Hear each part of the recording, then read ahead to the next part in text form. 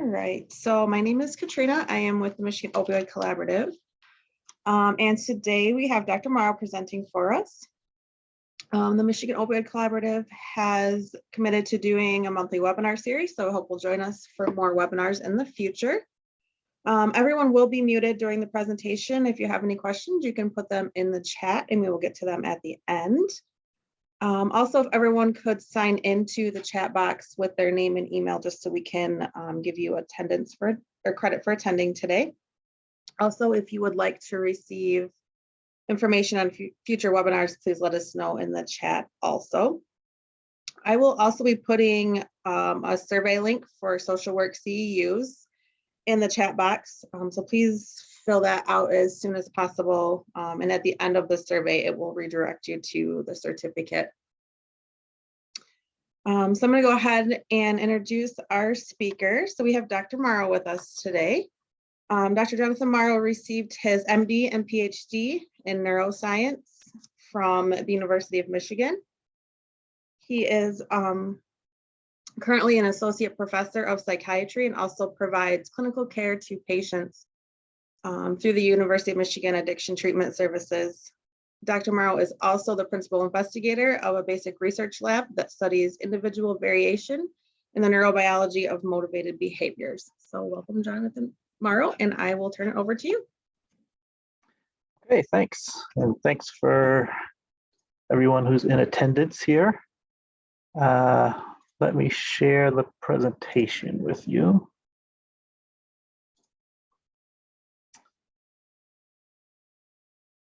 Okay, so you should be able to see it now. Yeah, you should be able to see it. Okay.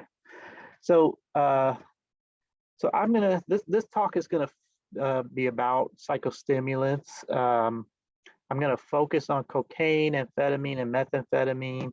If we have some time at the end, I may mention some other ones, but it's definitely gonna focus on those particular stimulants. And there we go. So I have, I don't have a lot of disclosures, but I put my grant funding on here. I may talk at least briefly about some off-label uses, but I won't spend a lot of time on that aspect. Here are some of the things that we'll try to cover. I'll go over pharmacology of these major classes of stimulants, talk some about the psychiatric and medical consequences of stimulant use. We'll talk about treatments for stimulant use disorder. And I'll also talk a little bit about the historical context and societal impacts of stimulant abuse. So with that, I'll just talk about, I like to have this kind of fun slide about some of the street names that people use for these drugs. There's a million of them. I can't keep up with them all. Some of them are pretty creative. I think my favorite is Methley's Quick. I thought that was pretty clever. But there's a lot of different names that people have for these. And I'll just point out that this is a timely topic because there's a lot of focus, and rightly so, on opioid use and opioid dependence, in part because of the overdoses that people get with that. And I think we just topped 100,000 overdoses in a year for the first time with opioids. But that focus actually kind of masks other increases in substance use that have been going on at the same time. Alcohol use has been going up, cannabis use has been going up, benzodiazepine use, which nobody talks about. And stimulant use has been going up at the same time as well, particularly methamphetamine use, and also cocaine use, to the point where now cocaine and methamphetamine overdoses, there's more of those than even heroin overdoses at this point. So they're big problems, and they're just actually getting bigger at the same time as we're trying to deal with this opioid crisis. Um, so we'll first talk about cocaine, which comes from the coca plant. It's a kind of boring looking shrub that is native to the Andes region of South America. So like Peru and Bolivia is where it grows the best. So that plant produces cocaine and other alkaloids, really as a way of discouraging browsing from herbivores. And it's been used for thousands of years by indigenous people in that region. And they use it for various purposes. There's religious rituals, to be sure. They used it medically as a local anesthetic. They did use it for pleasure as well, just recreationally. And it was used as a performance enhancer, because this is in the Andes region. It's very high elevation. It's a mountainous region, and so the oxygen content is low. So it's really hard work doing things at elevation, if you've ever tried that. So having a stimulant on board would give people more stamina. And in fact, when that region was conquered by the Spanish, they outlawed cocaine use because it was used in these heathen rituals. But then when they discovered that people worked harder when they were on cocaine, they actually forced the enslaved indigenous people to use cocaine when they were working them to death. So it's used for similar purposes now in modern society. So this is the kind of chemical name. I won't even try to say the actual chemical name of cocaine, and I put the chemical structure up here. This is it's an alkaloid compound, as I said, produced by this coca plant that's similar to other alkaloids. One example would be atropine, which plants have evolved to discourage predation, so from browsing from deer and things like that. So a lot of these compounds are deadly, and that's what gives the plants a bitter taste. That, in fact, that's probably why it's the sensation to us is bitter, is because these alkaloids, so many of them are deadly like that.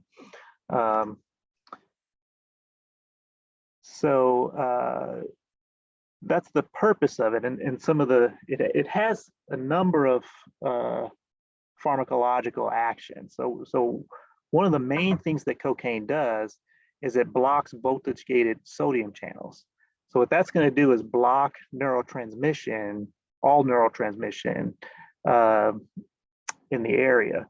So and cocaine is very good at that. So it's an excellent regional anesthetic. That's one of the reasons that hospitals still have it on formulary. It's probably the best local anesthetic that we have. And that's, and when you see in the cop movies, when they take some powder and they taste it and they say, oh, that's cocaine. So that's what they're sensing, is it numbs the tongue, along with that bitter taste would tell you that it's cocaine. It doesn't really taste like anything particular. Another thing it does is it blocks norepinephrine reuptake, which causes vasoconstriction.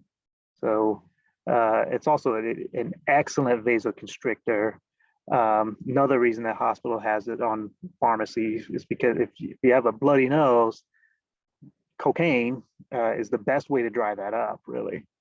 But the reason it's addictive is because it blocks other monoamines, uptake of other monoamines, so serotonin and dopamine, along with the norepinephrine.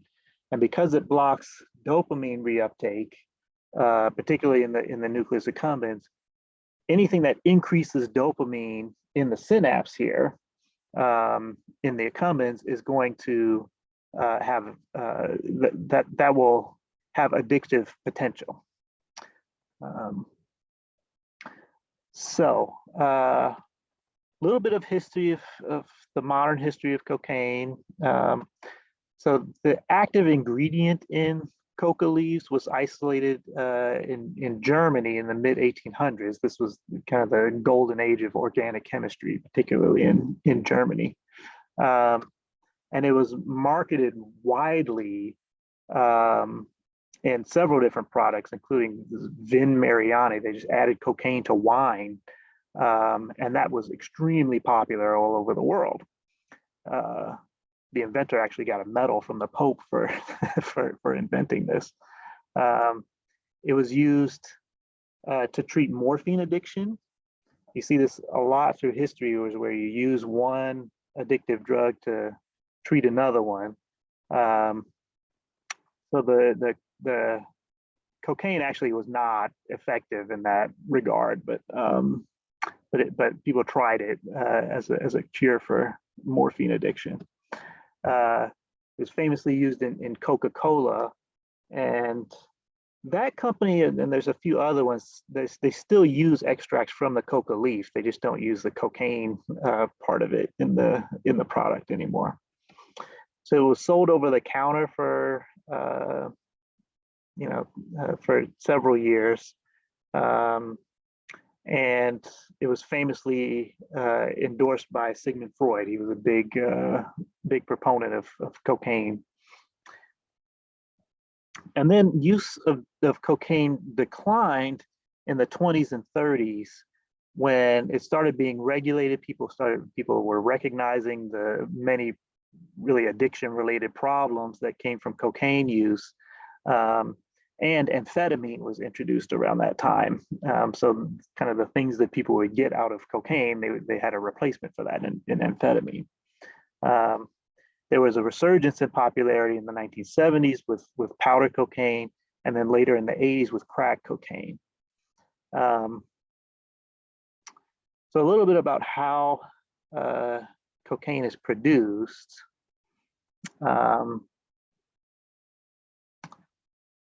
So cocaine leaves are, it's produced from the leaves. So those leaves are harvested, usually in the Andes Mountains region, although a lot of the current production is dominated by Colombia, and Mexico has started to move into that market pretty heavily. It grows much better in Peru and Bolivia, but they're able to get away with it more in Colombia and Mexico.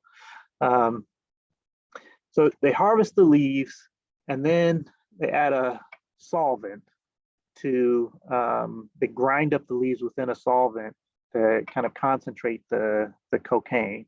And so that makes it's not that hard to do, really. And they will get it into a fairly concentrated cocaine paste. So a lot of times that can be done right in the field where the cocaine is growing. Although if you have a big production, you can send it off somewhere to have this step done. And then at that point, you add some type of acid. You can do several rounds of this, but at the end, it's usually hydrochloric acid that's used to make a water-soluble salt. And you can bake that into bricks, and you get pretty pure cocaine at that point, which then you can export. Mainly in the 70s, people would freebase cocaine. So freebase is so the problem with cocaine hydrochloride, it's very compact and easy to move, but you can't smoke it. And so the most addictive way to use this, we'll get to use to the brain very quickly.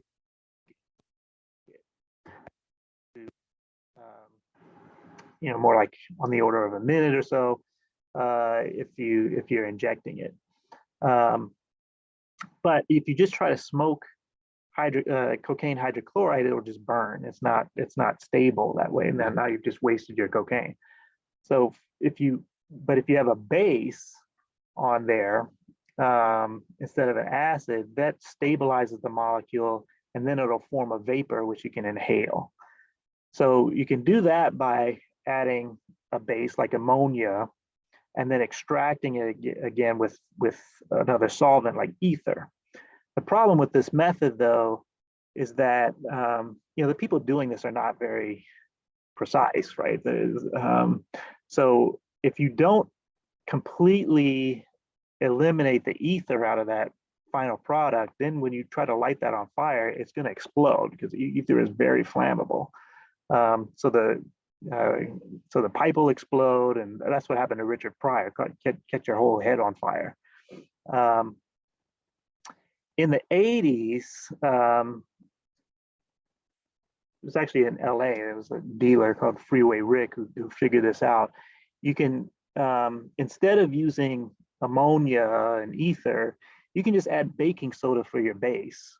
And so if you mix that up and just heat it up in water as your solvent, it's much safer as a solvent. Then you can bake that out into crack cocaine, which is actually even more stable and can still be smoked. And it's very cheap. So that came to dominate the cocaine use because, again, crack gets to the brain much quicker, so it's more addictive in that form.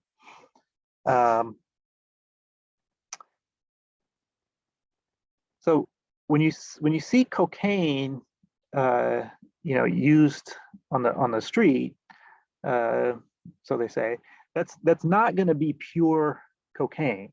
It's initial when they manufacture it and send it out. That's going to be pure cocaine. Is easier to transport that way.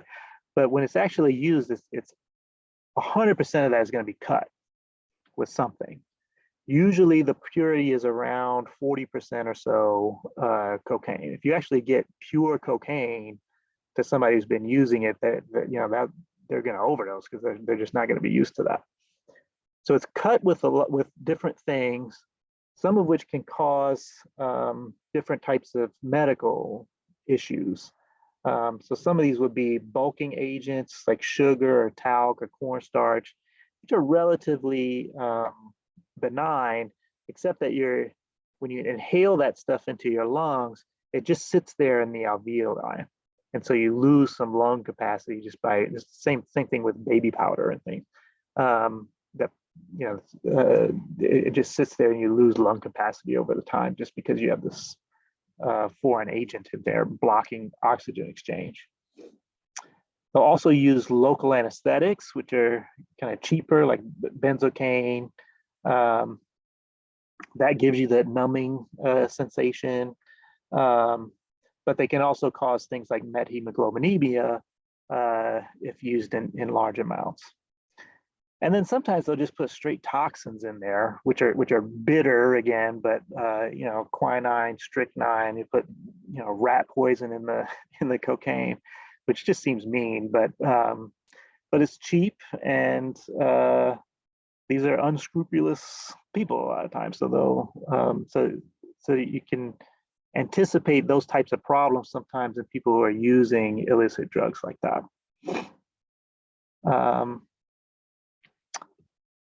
Another thing to point out is that a lot of cocaine users will binge along with alcohol. So it's really the majority of people who use cocaine will use it along with alcohol.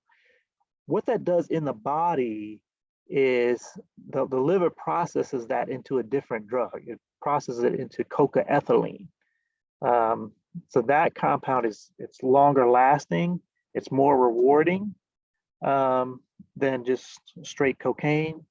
But unfortunately, it's also more cardiotoxic. So you're more likely to get a cardiomyopathy developing over time if you're combining cocaine with alcohol. But that's just something to keep in mind when you see people with cocaine use disorder.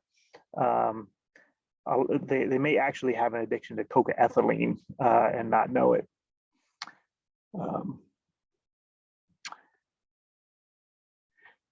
So I've mentioned the pharmacodynamics a couple of times already, but just to illustrate this, so how you use the drug is going to influence how fast it gets to the brain.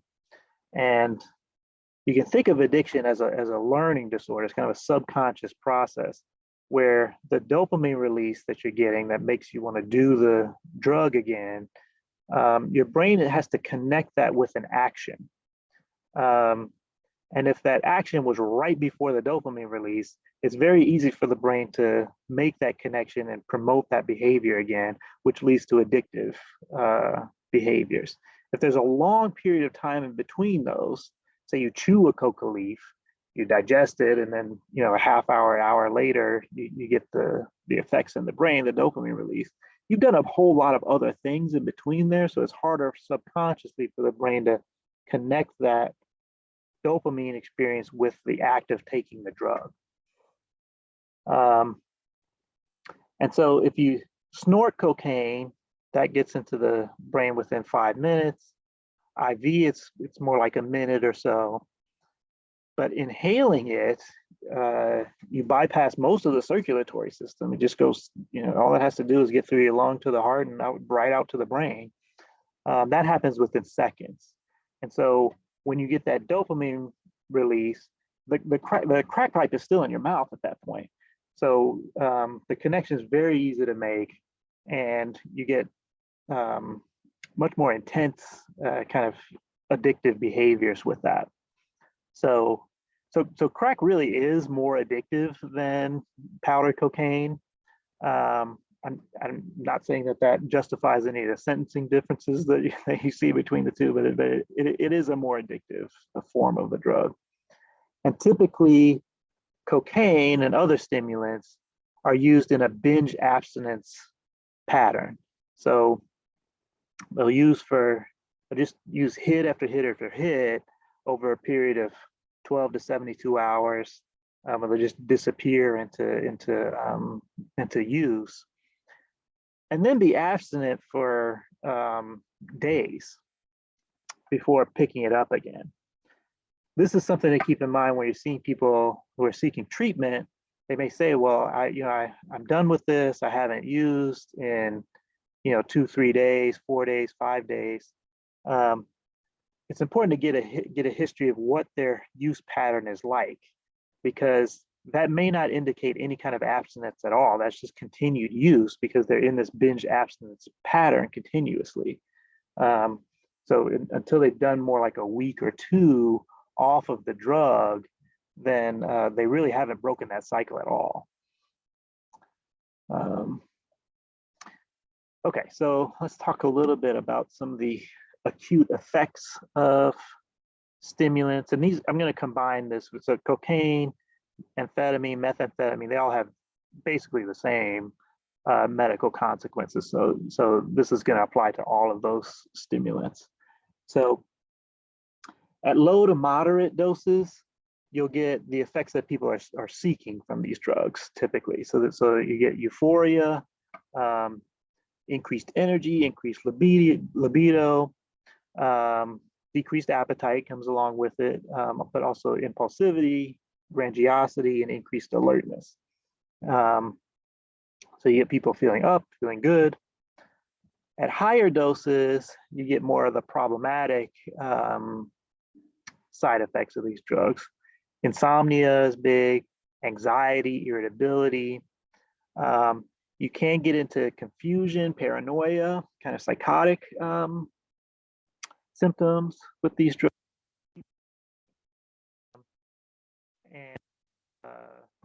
And some other things from just the sympathomer. Reflexia, sweating, tachycardia, all of these types of effects, which some of which can be dangerous. And then an overdose, you get these very serious medical consequences, like seizures, strokes, heart attacks, and various kind of cardiopulmonary results of just putting a tremendous amount of strain on the cardiovascular system. And for pregnancy, it's important to note placental abruption can be a very serious consequence of this, because it's just cutting off the blood supply. Because I said it's a vasoconstrictor, so you cut off the blood supply to the fetus. That can be, obviously an emergency. So longer term, this is less recognized, but longer term consequences of stimulant use can be things like an increased startle response. So just on edge, and loud noises can set them off. This is long after even that they've stopped using the drug. These types of things can persist. Repetitive stereotyped behaviors you'll see, both when in intoxication, but it also can be a long-term effect. There's a phenomenon called punding, where they'll take, it's a very interesting behavior, but they'll take usually a mechanical device of some sort, like a radio or something like that, take it apart, fiddle with it, take the whole thing apart, put it back together again, take it apart again, put it back together again. That's a stereotype behavior. That's actually a consequence of the stimulant use. Some people do that with bicycles. That's actually a consequence of the stimulant use. You can certainly get cognitive impairment over time.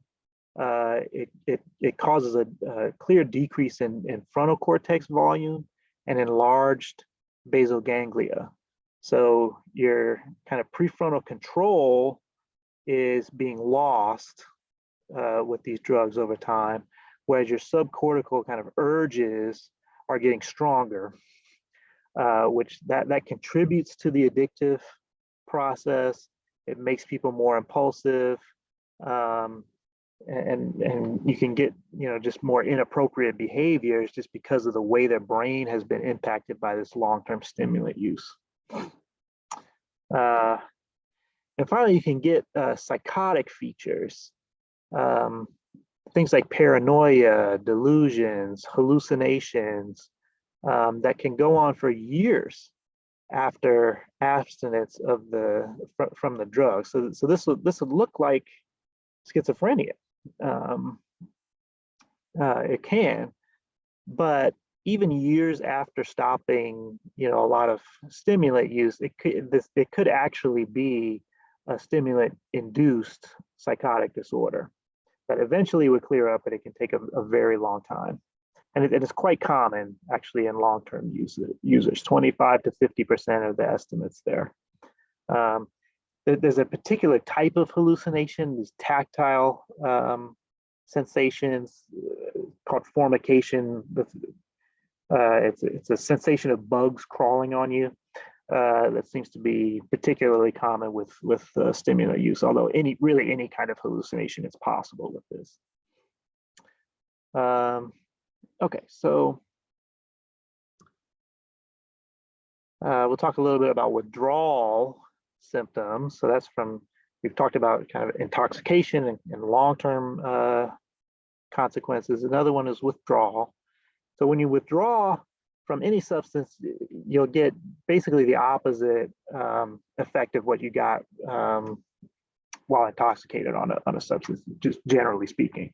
So with cocaine, what that looks like is hypersomnolence. They just want to sleep all the time. They want to eat everything, very strong cravings to use again, and depressed mood. So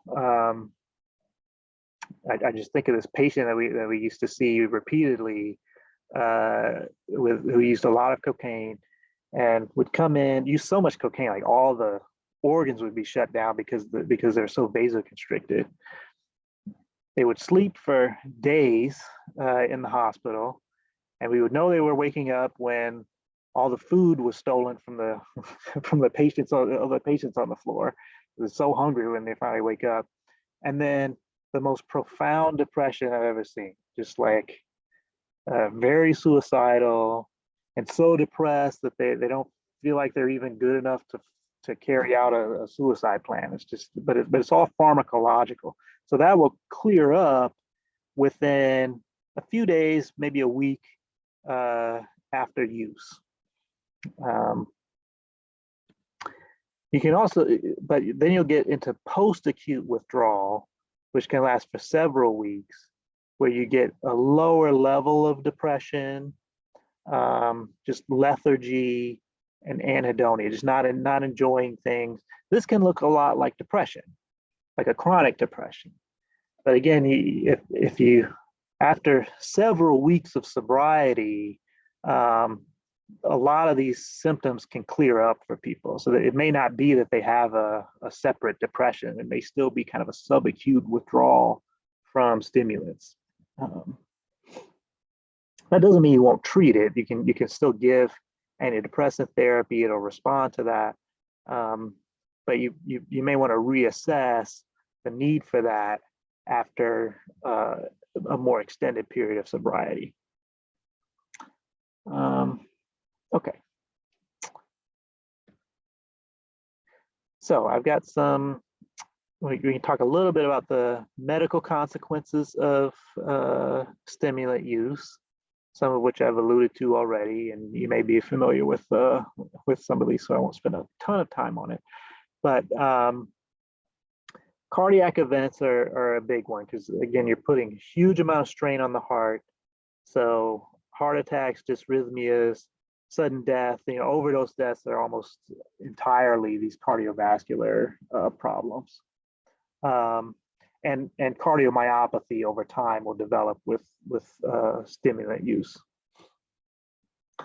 Related to that, you've got hypertension, hyperthermia. Again, that's the sympathomimetic effect. Aortic dissections, particularly painful and nasty possible consequence. And then pulmonary events, which are mostly secondary to the cardiac strain.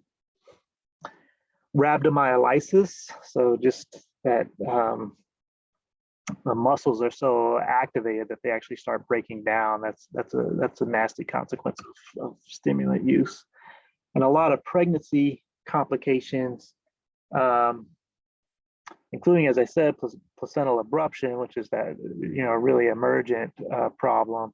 But you also get fetal growth restriction from stimulant use, because the blood supply is just reduced from having that stimulant on board for so long. So then the fetus ends up smaller because they just haven't been getting the nutrients. And I'll just mention here, there's no actual evidence for direct effects of stimulants on neurodevelopment. So people talk about this infamous crack baby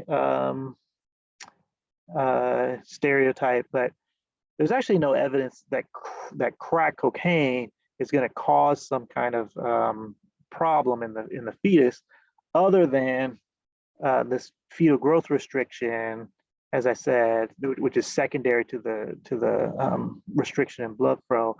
And the mothers just tend not to take care of themselves. So they're not taking their prenatal vitamins, their nutrition is bad.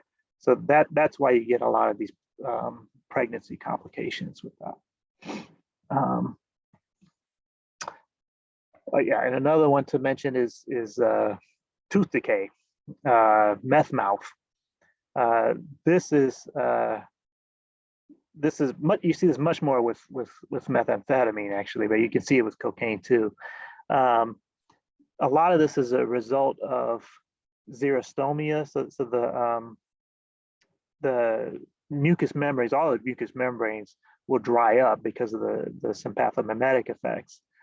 So you're not producing saliva, which is actually very important for dental hygiene. And you combine that with the poor diet, poor hygiene, so not brushing their teeth, maybe drinking a lot of sugary drinks, you get rotten teeth with stimulant use. Okay, so now we could talk a little bit about treatments. So there's a lot of things that we know don't work for stimulant use disorder in terms of medications. Antipsychotics were a great idea. People keep trying that over and over again. But so far, it seems that antipsychotics just don't work with stimulant use disorder. Similarly, antidepressants have been studied over and over and over. They don't work.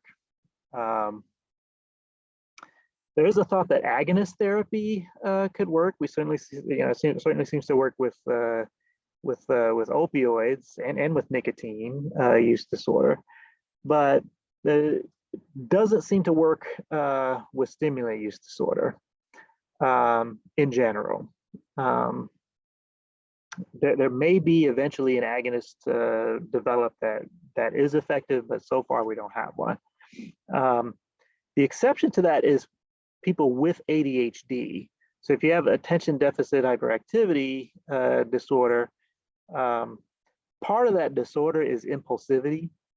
And paradoxically, for reasons that nobody really understands, I don't think, people with ADHD, if they take a stimulant, their impulsivity decreases.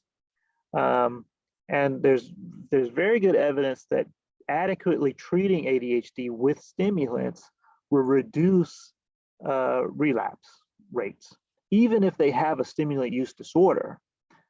Adequately treating them with a stimulant can overall reduce their relapse rate. They tend to need higher doses, probably because they've developed some tolerance to stimulants, but the evidence is very clear on that. You can try non-stimulant treatments for ADHD, but guanfacine or Strattera, or atomoxetine. But the reality is they just don't work as well as the true stimulants. And so there's a lot of people whose ADHD really won't respond to anything but a stimulant. I'd say if you're gonna, so I encourage people to treat ADHD, even in people who have a substance use disorder, and actually especially in people who have a substance use disorder, but you have to be careful about how you're doing that. If the person has demonstrated that they will abuse these medications, you might want to find a family member or somebody else who can regulate their access to that drug to make sure that they're using it as prescribed. Because if they take it regularly at a prescribed dose, they're going to be much better off in a multitude of ways. So sometimes you have to get a little creative on how to keep them safe with these drugs, but it's a great intervention. And as I mentioned, we just don't have a lot of other options in terms of pharmacotherapy for stimulant use disorder. One thing that I'll prescribe sometimes is N-acetylcysteine. That drug has a kind of a general anti-craving effect. There's really good evidence for it in animal use. The human literature is kind of mixed as to how effective it is in the real world with stimulant use disorder. Sometimes I'll prescribe it again just because we don't have a lot of other options. And N-acetylcysteine is it's very benign drug. It has basically no side effects. It doesn't interact with things, and it may have other kind of health benefits, like it's an antioxidant and has maybe some mood stabilization properties. So it's something that you could try with people. It's actually not available over the counter anymore. You have to get it by prescription, but that can be useful. There's vaccines actually that have been developed for particularly for cocaine, but also other stimulants. Those worked better than I thought they would. but still the clinical evidence so far has been mixed at best with these. But I think the problem with the vaccines is that they haven't found ones that develop a really robust immune response in everybody. For the folks that we did produce a robust response in, they actually, I think it worked reasonably well for them.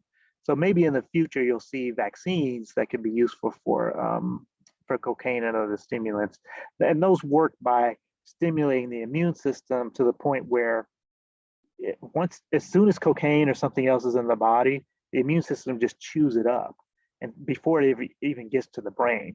So it just blocks those drugs from acting. Just takes that off the table as an option for abuse in people who get the vaccine. So there are other compounds. I figured I'd put these in here just to mention them. There's a number of these that have had kind of small trials, typically with mixed effects. Some trials showing a positive effect, some of them not confirming that. People will use these off-label sometimes, but again, that's more out of desperation than anything else. We just don't have a drug that works consistently to treat stimulant use disorder. So what does work is the behavioral therapies that we rely on for all kinds of substance use. So things like cognitive behavioral therapy, motivational interviewing, 12-step facilitation. These are the types of things that work for stimulant use disorder, just as they work for other forms of addiction. And in particular, the most effective is contingency management. So there's evidence for this with other drugs of abuse, but particularly in stimulants, contingency management is known to have very good effect sizes. So this is a type of therapy that uses tangible rewards to encourage behavior change. So the basic idea is that people will be tested regularly for stimulants and other drugs in their urine, and if they have negative tests, confirming abstinence, then they get some kind of reward for that, a tangible reward again. So a voucher, or just a monetary reward. Some of the best implementations are like a raffle, where there's kind of a gambling component to it. So the idea is kind of using that addictive tendency to promote abstinence rather than use. So very effective. It uses operant conditioning principles that we really know a lot about how these things should work. It's been studied for over 100 years, these operant conditioning principles, and the more recent human studies with contingency management they're just confirming things that were worked out by Ivan Pavlov,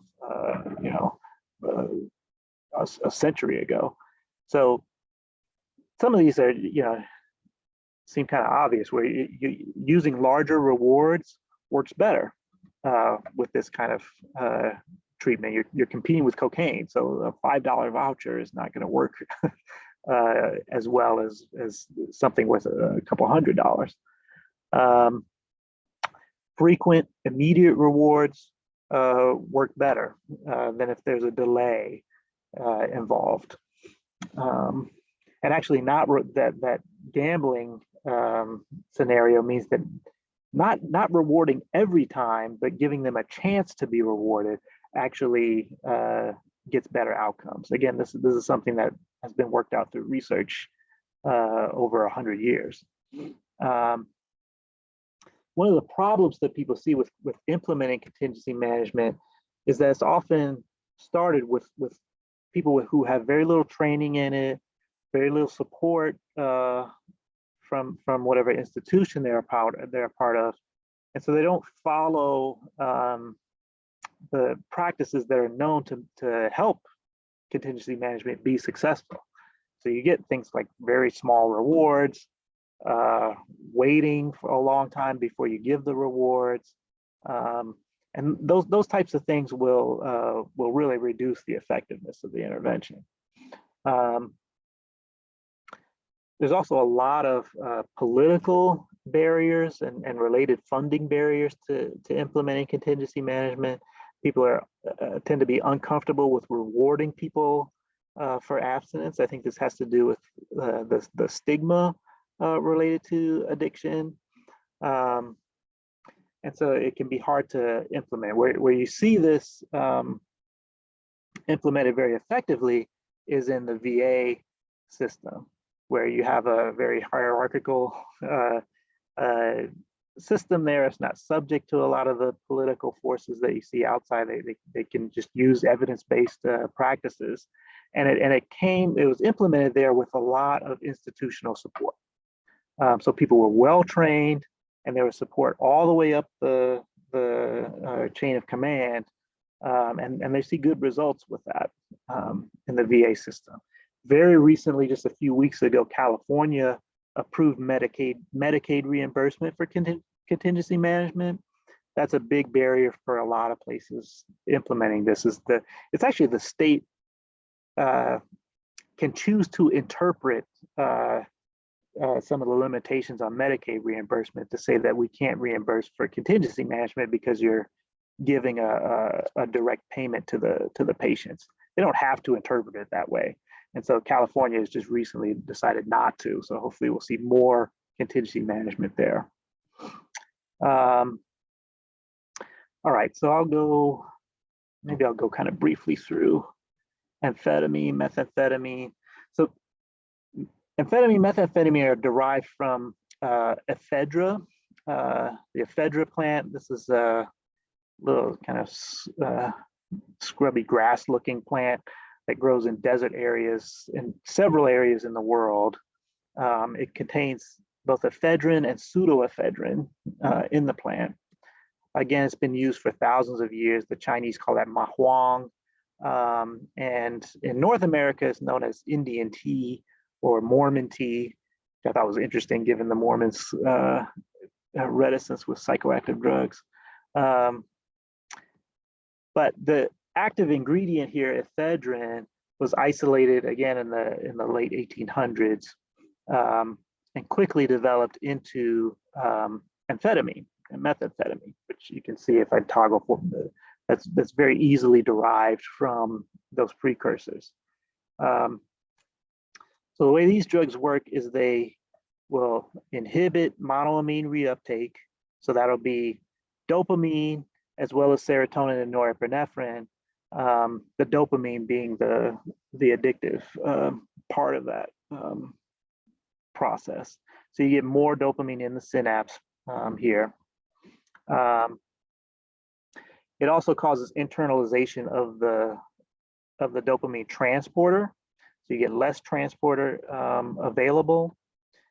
It inhibits packaging of dopamine and other monoamines into the vesicle, so there's less of it to release by the vesicle, and instead it takes all of this, so it dumps all of this stuff out into the cytoplasm, replaces it in these vesicles, and then it will reverse the transport in whatever dopamine transporters are left, so that those end up pumping out all the dopamine from those neurons into the synapse.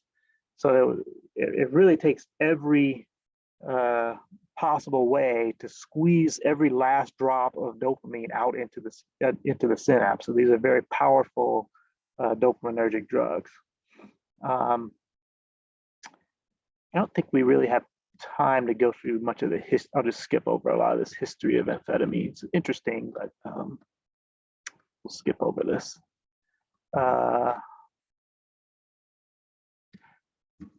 But I will, I'll give you, so just to taste of this. So methamphetamine, this is the big one. That's amphetamine is less popular now. It was more popular in the post-war era.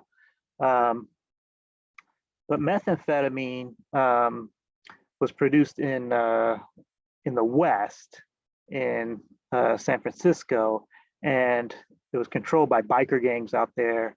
And then production kind of shifted towards Mexico in the 70s. So the current kind of methamphetamine wave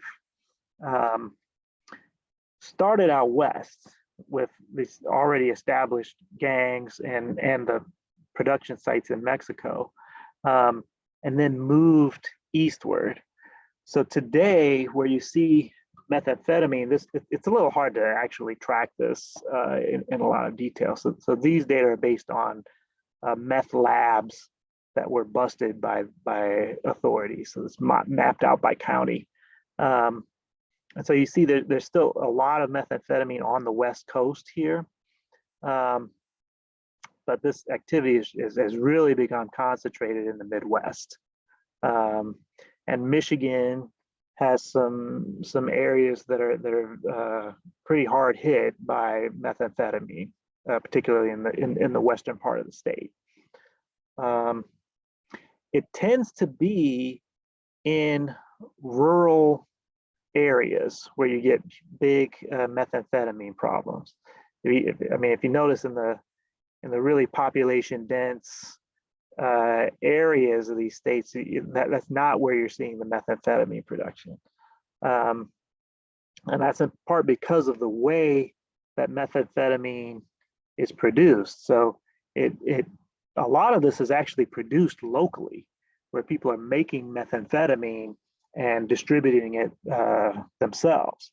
But the process of making methamphetamine is messy. At least, especially if you're making large quantities of it. There's ways to make it less messy if you're just making a little bit of it, but you need a lot of harsh chemicals. There's smells that go along with that. There's things can light on fire and explode very easily. And these are not they're not typically organic chemists who are doing this. They don't have sophisticated equipment. This is what a typical meth lab is going to look like. It's just some schmo who's on methamphetamine and is making this. So it's not going to be safe conditions. You're going to get emissions all over the place, and so it's just easier to get away with this in a rural setting where you're away from other people. Then, like, if this is in the apartment next door, it's not going to take long for people to notice that something's going on. Okay, we don't have much time left, but I'll leave a little time for questions. But I do want to mention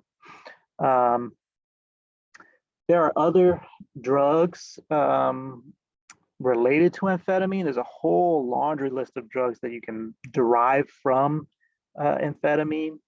And a lot of them have addictive potential. This is where there's a long and growing list of designer drugs and club drugs that have been designed from amphetamine. And these will become popular. It goes in fads, partly because these are all legal when they're first made. You have to, the way these drugs are scheduled, it's by the chemical compound. So you can't just say anything derived from amphetamine is illegal. You have to specify what is illegal. So all you have to do is change the methyl group on here, and now it's a legal drug. So sometimes we get some creative people who just make something new themselves and start using that. But just keep in mind, there's a wide variety of potentially addictive stimulant drugs. Okay, I think I'll stop there and just give a couple minutes in case people have questions they want to ask. But so if anyone has any questions, feel free to. Oh. Let me just.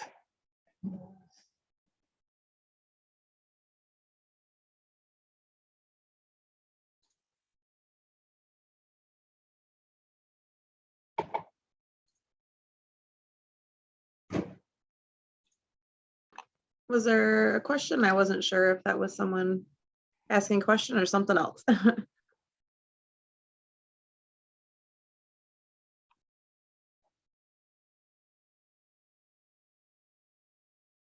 I don't see any in the chat either.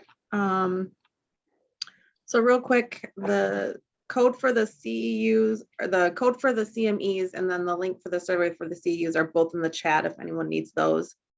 And also a behavioral health consultant will be reaching out to everyone who attended today. So if you have any questions about anything, feel free to let them know.